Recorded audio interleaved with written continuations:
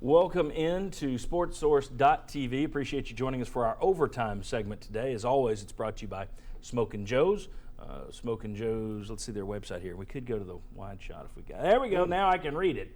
SmokinJoesTobacco.com is the website for you to check out more about the premier cigar dealer in East Tennessee. You've got the store in Alcoa, beautiful.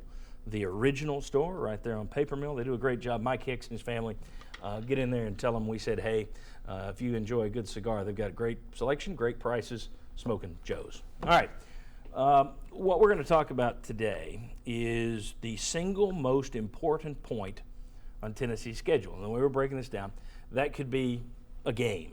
All right, and I think we all know what game's going to be pointed to. Yes. Or you could look at the week in between games. If you want to specifically say the first quarter of such a game, we could do that, I suppose. But what is the most important point on Tennessee's schedule? And we've got a shot of the schedule right there. And you can see it, Appy State, Virginia Tech, Ohio, Florida. That's from earlier in today's show when we gave everything kind of a forecast there. The tough games are the thunderstorms, the partly cloudy is don't sleep on them, and then the sunny, easy games are also there. Bob Hodge, I'm going to start with you while you look at the schedule there. What's the most important point on the schedule? Florida. Okay. I mean, I just think that it sets the tone for it's the beginning of the toughest stretch of your schedule. It's going to set the tone for your fans. It's going to set the tone for your team. If you beat Florida, it also gives you wiggle room at a Texas A&M if you don't win. I think a lot of people would probably assume you don't beat Alabama.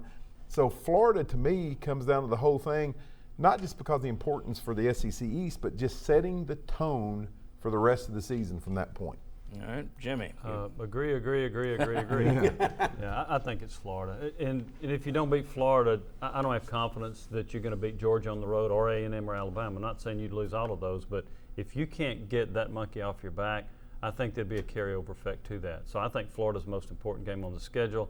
And being an East Division team, you need to make sure that you win that one head up as well. So I think it's Florida. Well, we got a couple of Floridas here. Yeah, I mean, we've seen it year after year after year after year. And what I've seen is that if you lose to Florida, it's like losing twice. Because you're going to lose that tiebreaker. And then you add to that, if you go back and look at the SEC East Division champions, it happens sometimes 2 or more losses, but it's like less than 20% chance. 8 of the last 10. 8 of the last 10 Yes. have had 7-1 or 8-0 records. Right. So if you have that 2 or more, you're not going to win the East most likely, or you're going to lose a tiebreaker. And I agree with all of the other points. And look at the expectations this year. We know they're out of whack. I mean, we know they're way off the charts, and it includes beating Florida. Yeah, somebody is even talking about them playing in the national championship game and In terms of those expectations being out of whack. I think if you back up from Florida, I mean, that Well, let me 4-game give you mine. Okay.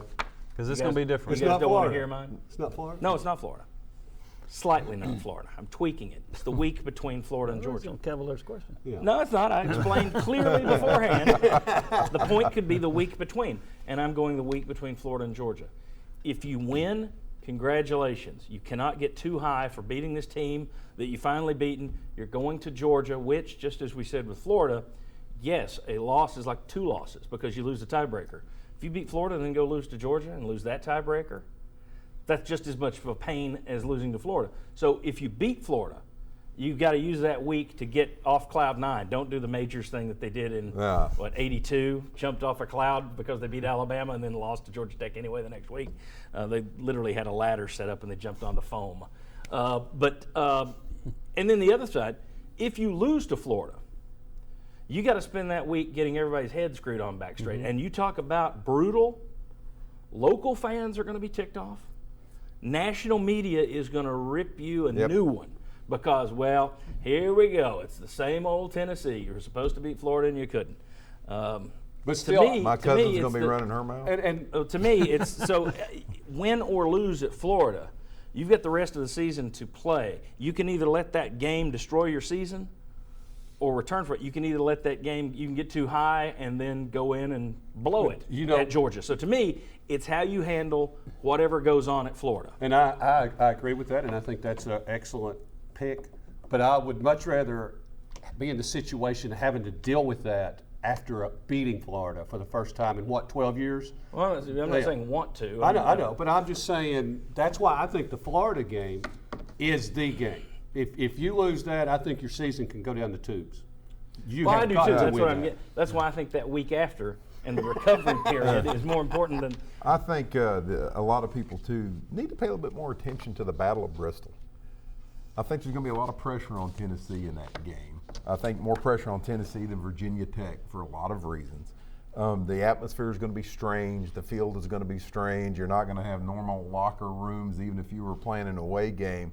And that one is another one too that I think you could come away with a damaged psyche. Right. You're against a first-year coach. Yes, you that don't you're know a not lot sure. about them. I mean, just the weirdness of the whole thing. If Virginia Tech was coming to Tennessee second week of the season, I think Different. Tennessee would walk all over. But I think the Battle of Bristol throws some monkey wrenches into There's it. a feeling, it seems, that Virginia Tech didn't. They stumbled last year, so therefore they're terrible. Yeah. No. I don't think that's, They there were- are programs that stumble, but they don't get to terrible. Tennessee, it took them a while to get to terrible. It took a while in the hire of Sal Sinceri to really, really Yeah. get terrible. Virginia Tech last year really struggled with the quarterback play and lost a lot of close games. Well, their defense has typically been pretty good under Bud Foster. Now So- you've got an Remains, yeah. offensive-minded coach Yes. who, if he can flip that offense and make them respectable, at least the way McElwain made Florida's, then you've got a dangerous team. Right, he did a great job with Paxton Lynch at Memphis last year. Right. Justin Fuente, the new coach at Virginia Tech. I do think that was, but here's the thing. You're right. I think that one, people are sleeping on it. I think it should be considered But it's risky not up there in that. because no, you can stretch, lose yeah. that one. It's so early in the season. If you go running the table, Right. Sure. you can wind up in a national championship game. Plus, it's not an SEC game. But you're right. I think there are a lot of people that are thinking, Appy State, Virginia Tech. I don't put Appy State and Virginia Tech in the same ballpark. I didn't. Who was it? Ohio State's only loss, what, 2-3 years ago? Virginia Tech. Virginia I Tech. think they won the national championship. And they won that it. year. Exactly. A&M is a red flag game to me also. I wouldn't put it quite, I wouldn't put it in the Florida category, but you've got Florida, Georgia back to back. Both of them will be emotional games. If you win both, now how do you prepare for the A&M game the next week? You got John Chavis on the other sideline. I think that's going to be a challenge. I think all four of those Yes. those 4 games, I think it's going to be very difficult for Tennessee to get through that with only 1 loss. I mean, that's going to be extremely difficult to get through that with 1 loss. And if you have 2 losses, your chances of winning the East, which everyone says, oh, you got to win the East. If you come out with 2 losses, again, as we just said, 8 of the last 10 you're years, gonna that lose wouldn't have been 2. good enough. Don't A&M lose. and Alabama. Yeah. Outside. that's who you don't wanna end lose to, Right, yeah. right, That's right, right. yeah. From a fan's perspective, Yes. you don't want to lose to Alabama and If Florida. you're a fan's Yeah. perspective, you don't want to give up a first down in a game. So. And on that note, that correct note, we will see you next week. Thanks to Chuck, Jimmy, and Bob here. Thank you. Thank all of our sponsors. Check out Smokin' Joe's this week. We'll see you next Sunday, 11 a.m. on WATE 6 for the Sports Source.